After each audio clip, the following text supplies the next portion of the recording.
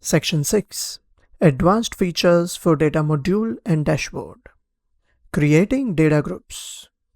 Before we begin, I would like you to open my contents and create a new folder here and call it Section 6 Achievements.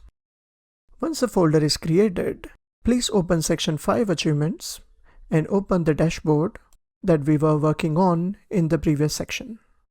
And now click on Save As option.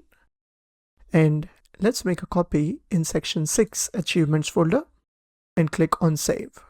I also need you to make copy of the data module.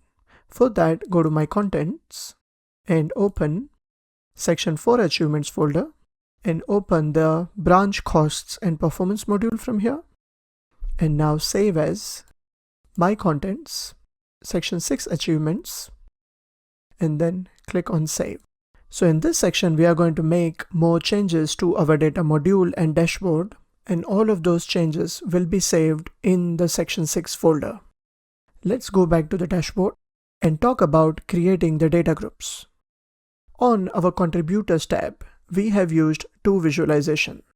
Let's view it in the full screen mode. And now I need you to click anywhere on the waterfall chart in the white space.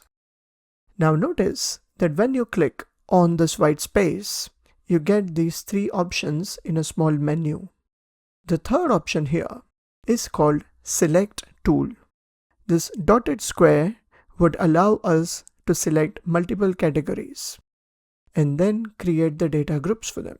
So if I scroll down, I can see that right now all of these flying tiles relate to the following products which we see on the x-axis. Here we have two products which both belong to personal loans categories.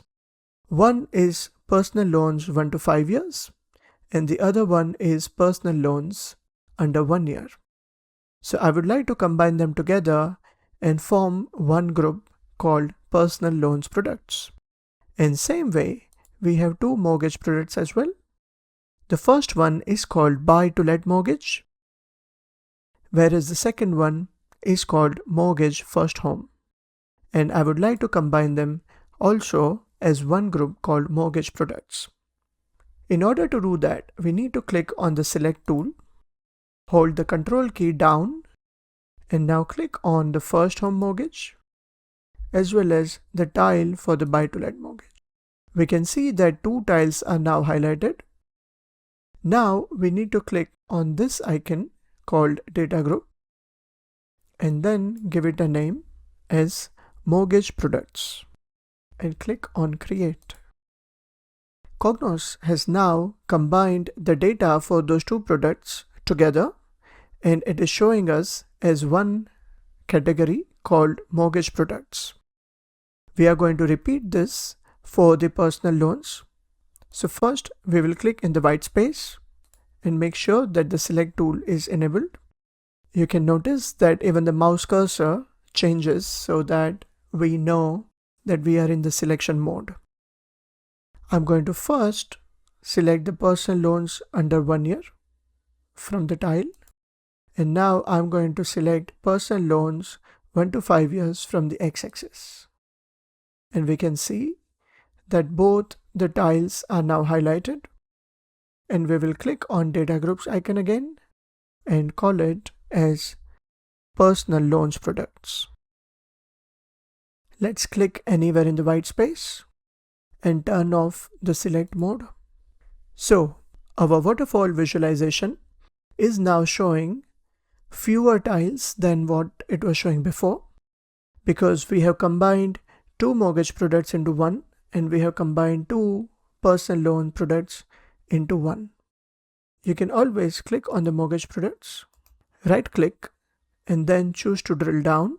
When you do that, you will be able to see the two mortgage products separately.